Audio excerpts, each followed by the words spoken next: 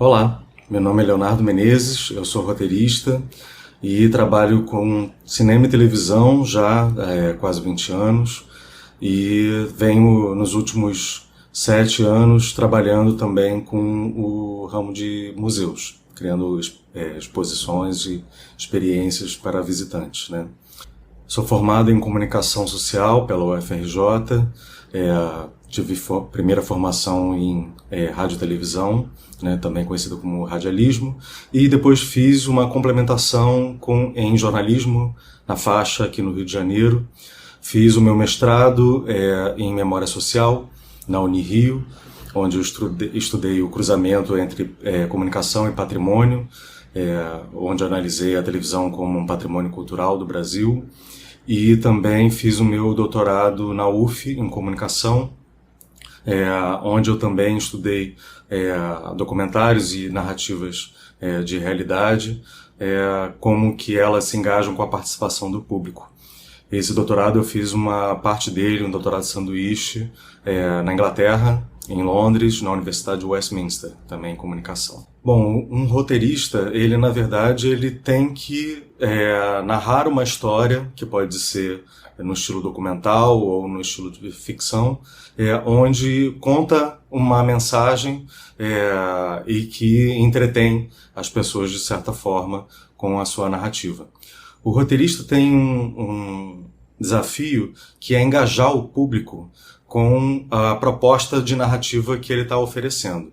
E existem diferentes recursos para isso, né? Seja através do formato em que essa narrativa acontece, né? Se ela é um formato mais ágil, se ela segue num ritmo um pouco mais lento, se ela conta com recursos como flashbacks, onde você olha, na verdade, para o passado das pessoas, dos personagens ou de quem está conduzindo aquela narrativa para trazer informações necessárias que fazem sentido ainda hoje, seja através de entrelaçamentos de história, onde você consegue ter um panorama muito mais plural de não somente um personagem, mas talvez um grupo específico e até uma metáfora para a sociedade como um todo.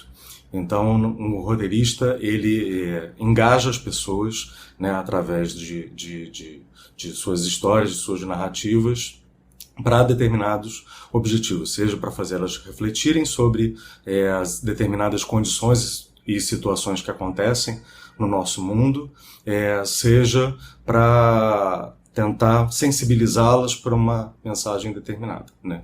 Isso depende muito do formato, porque existem diferentes formatos audiovisuais, né? Curta-metragem, média-metragem, longa-metragem, quando a gente está falando de cinema. Na televisão existem tanto os formatos de ficção, como novelas e séries, assim como também os formatos de não ficção, que passam pelo programas de entrevista, game shows, reality shows, que vem ganhando muita popularidade nos últimos 20 anos, e desafios, enfim, narrativos diversos. O tipo de trabalho que eu faço é um trabalho muito ligado à televisão, como roteirista. Eu já venho criando formatos para televisão desde 2002, mais ou menos, e comecei, na verdade, trabalhando em cinema, e depois migrei para a televisão, para trabalhar com edição e assistência de direção, e logo depois entrei no Canal Futura, onde eu fiquei desenvolvendo projetos de programas de televisão e roteiros, por 6 anos. Depois eu lidei na área internacional também, lidando com formatos para canais no exterior, e abri em 2010 a minha produtora de conteúdo, a Guaraná Conteúdo, onde a gente se dedica a criar formatos e roteiros para programas de televisão, filmes. Fizemos um média-metragem de animação para o Planetário também, fizemos recentemente um documentário, um média-metragem também que ganhou prêmio no Festival Rio Gênero e Sexualidade no Odeon, para uma plateia lotada. E atualmente continuamos trabalhando com os canais Globosat. Muitos dos programas que a gente faz passam no canal GNT, e também participamos de editais, como um edital atual da Ancine, com o desenvolvimento de uma série de ficção. As minhas atividades, elas passam por diferentes momentos. Tem um primeiro momento, que é aquele que você pensa qual vai ser o formato que você tem que criar para uma determinada mensagem, e depois de você criar esse formato, seja ele, né, ficção ou documental, você estabelece uma estrutura. No caso, para uma série de ficção, você vai poder selecionar a quantidade de personagens, onde cada um tem uma função específica naquela narrativa, seja pela relação entre os personagens, seja pelo que eles representam, né, para o espectador, e de certa forma que eles representam de papel na sociedade.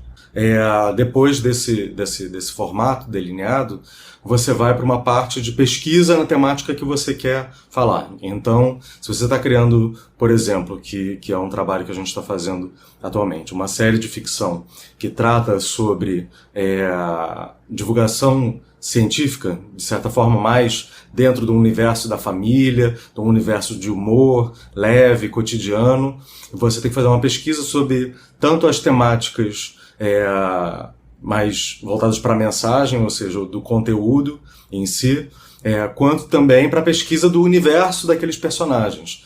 Então, se eles são uma família de classe média que mora na zona oeste do Rio de Janeiro, então você tem que utilizar certos elementos, e logo você tem que pesquisar um pouco como é o cotidiano e o dia a dia de uma família típica desse lugar. Mas você não precisa só se reter às questões que são comuns, porque senão você estará trabalhando somente com estereótipos. O ideal é que você possa trazer elementos particulares para esses personagens, que façam com que eles tenham uma vida e gerem um interesse no telespectador, para que o público não tenha a percepção de que eles não são personagens que realmente existem. Eles são, na verdade, um compilado generalizado de pessoas. Isso é ruim para a trama. Você precisa gerar uma curiosidade no público para descobrir o que aquelas pessoas vão fazer quando expostas a determinadas situações de conflito.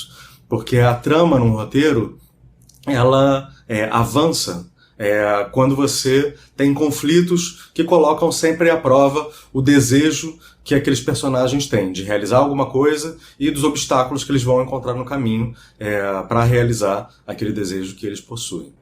Logo após a parte de pesquisa, entra também a parte de formatação mais burilada dos personagens, onde você vai criar, no caso da série de ficção, o que a gente chama de Bíblia, que está em você trazer elementos sobre a personalidade daqueles personagens, desde o que eles gostam, desde o que eles fazem, mas também o que eles sentem, o que eles enxergam como dificuldades mesmo na persona deles, talvez questões de traumas não realizados, de vontades que eles têm de poder desenvolver algo e não conseguirem por determinada limitação. Então, esses traços de personalidade que vão ficando cada vez mais profundos, até em questões que nem vão necessariamente aparecer como um elemento narrativo, né? Não vão ter ali uma cena específica para isso, mas te ajuda a poder constituir uma personalidade mais profunda e interessante.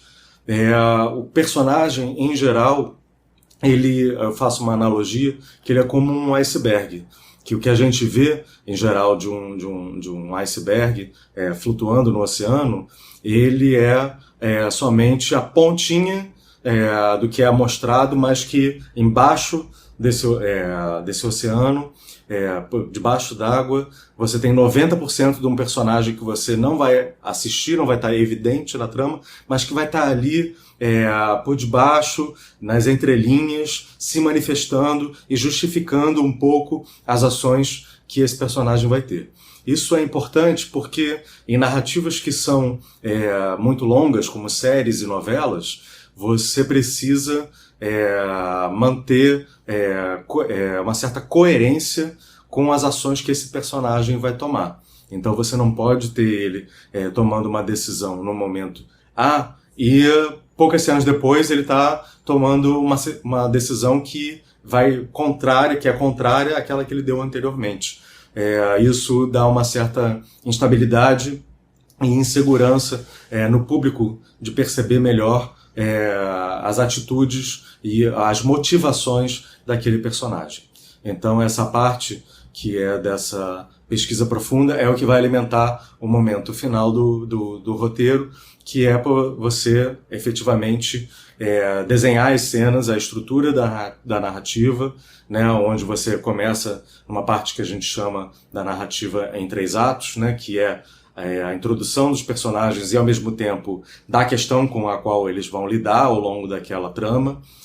Você tem, no segundo momento, o desenvolvimento dessa trama com uma série de conflitos, um atrás do outro, e que depois vão culminar num clímax, ou em alguns clímax, né, que devem ser mais condensados em direção ao final da história, e depois uma conclusão que é o que joga para o que vai acontecer com esses personagens, ou te deixa curioso com o que poderia estar continuando a acontecer com eles depois que a trama finaliza, né? Depois que o episódio encerra, depois que o filme encerra, por exemplo. Bom, eu fui convidado pelo Regis para falar um pouco sobre a vida do roteirista, e o meu dia a dia, ele em geral, eu trabalho tanto em casa quanto também junto com outros roteiristas, né, no que a gente chama, né, do Writer's Room.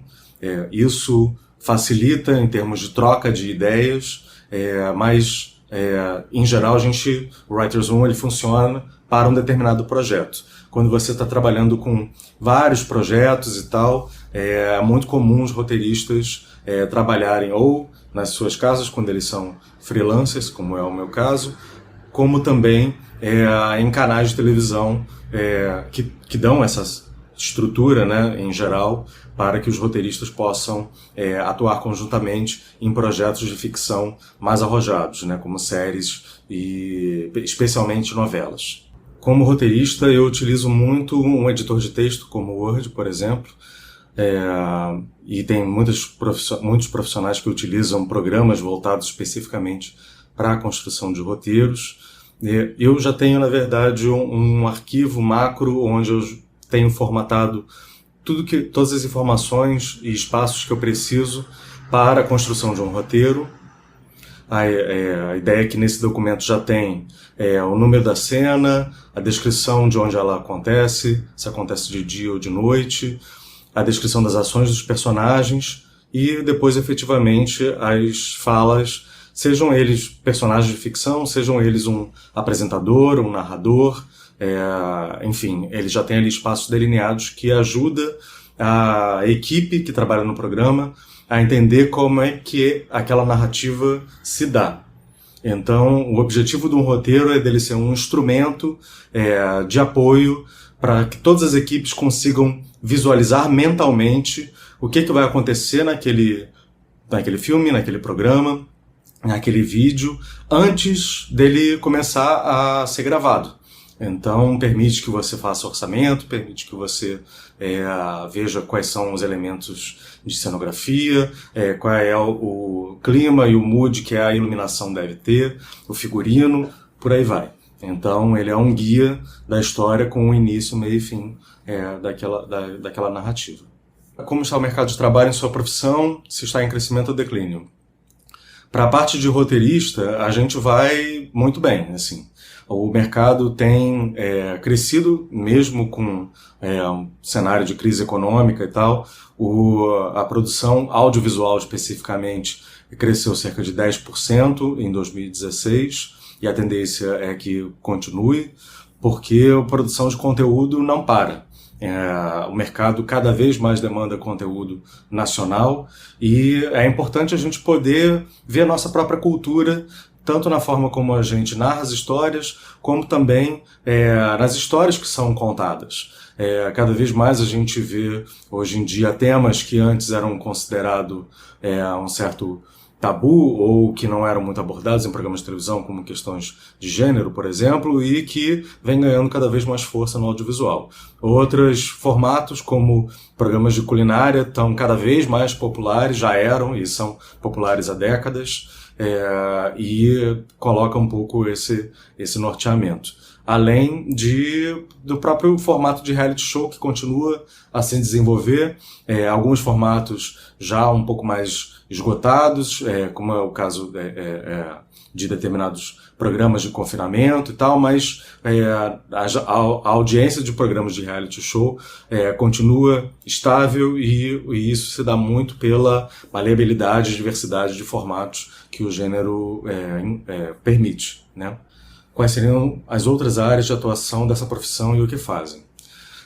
Eu, mesmo como roteirista, apesar de ter trabalhado a maior parte da minha vida profissional ligado ao audiovisual, descobri um segmento recentemente que vem se desenvolvendo, né, no Brasil, que é o segmento de exposições. Então temos novos museus abrindo, né, no Brasil e não deixam de ser narrativas que são contadas, especialmente nas exposições que não são totalmente baseadas em coleções, em objetos. Eu, por exemplo, tive a oportunidade, e continuo tendo, de trabalhar com o Museu da Manhã. Eu estou no projeto desde o início, desde do início de 2010, cuidando da parte de conteúdo, ou seja, toda a abordagem que a exposição teria sobre suas temáticas e a forma como elas são apresentadas para o público, com todas as informações, e além disso com todas as narrativas de vídeos interativos. Então tem sido uma experiência muito rica poder ter trabalhado com a exposição principal e continuar desenvolvendo ela no museu, assim como a criação e a curadoria de novas exposições, né? O mercado para roteirista ele é bem diverso, porque ele abrange a parte de propaganda, também, além da parte mais conhecida como filmes e programas de televisão. E ele também pode atuar na parte de publicidade também, né, de campanhas e comerciais. O trabalho de roteirista ele tem abordagens diversas. Você pode ser freelancer, como é o meu caso, onde você é contratado por projeto, mas também você pode trabalhar, mesmo sendo freelancer, com mais frequência com algumas produtoras, o que faz com que quase todos os trabalhos que eles abordem sejam produzidos e pensados por você, como também você pode ser contratado fixo de uma produtora ou de um canal de televisão, né, como em geral acontece nos canais abertos, né? Então a Rede Globo em geral trabalha com muitos roteiristas internos que são contratados da casa em termos fixos, mas que também eventualmente realizam trabalhos de freelancer e tal, quando dá. Raramente isso acontece em quem está trabalhando em novelas, porque é um trabalho que demanda muito, mas nos outros formatos melhor. E também pode ser contratado eventualmente por um canal de televisão para fazer a produção de formatos e projetos, como foi o que eu fiz no Futura durante vários anos. E que se ela vale em termos financeiros, para mim continua valendo.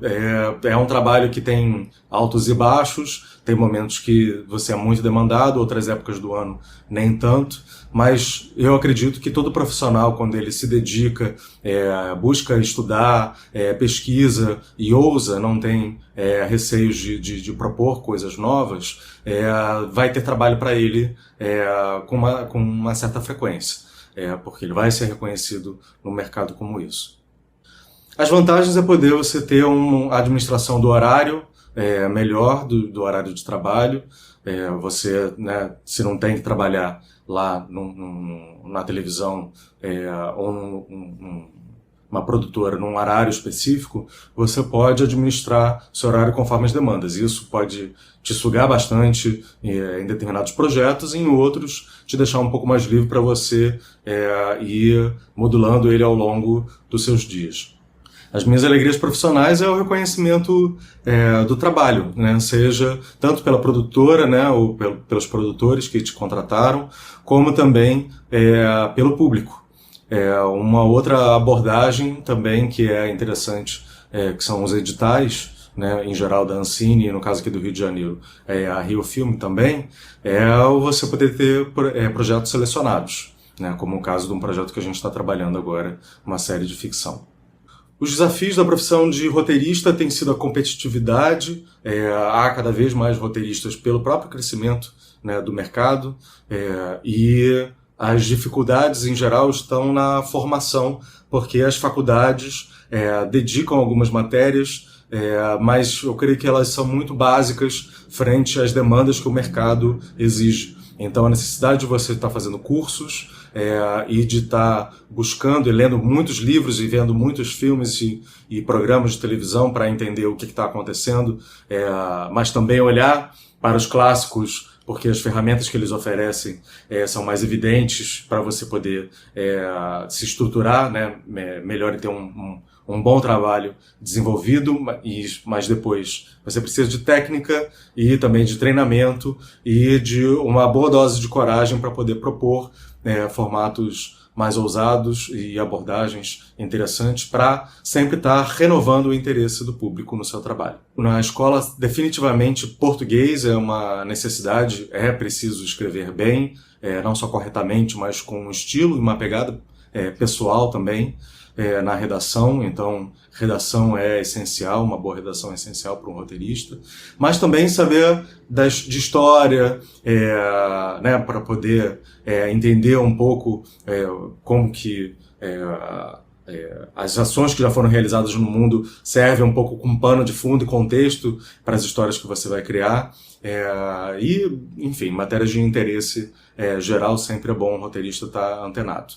Participe muito de festivais, tem muitos encontros e feiras de produtos ligados à indústria do cinema e da televisão. É importante você se inserir nesse mercado, conhecer as pessoas, fazer sua rede de contato. Isso é essencial, não só para o seu desenvolvimento profissional, pelo contato que você vai ter com diferentes pessoas, mas também para você poder ser reconhecido para determinados gêneros e trabalhos. Então é importante você carregar sempre o seu portfólio, mantê-lo atualizado online, que é a forma mais prática das pessoas conhecerem o conjunto do seu trabalho, e distribuir, né, muitos e-mails, colocar a cara a tapa, de certa forma, para poder sair e se destacar, né, na multidão. Eu escolhi a carreira de roteirista porque eu sempre gostei de história, sempre fui fascinado por cinema, especialmente, e acredito que a emoção que eu sempre senti nos filmes era algo que me movia e movia outras pessoas também. Então eu acho que contar histórias através do audiovisual, de outras experiências narrativas, sempre é a oportunidade da gente transformar e tocar a fundo a sensibilidade das pessoas. E isso, né, não tem preço. É muito interessante poder ver os comentários depois de uma boa experiência narrativa, né? Certamente, um roteirista tem que ter uma curiosidade sobre o mundo e sobre as pessoas que nele estão, com o mínimo, assim, sem preconceitos, com o mínimo de julgamento. O mundo é muito mais complexo do que o preto no branco.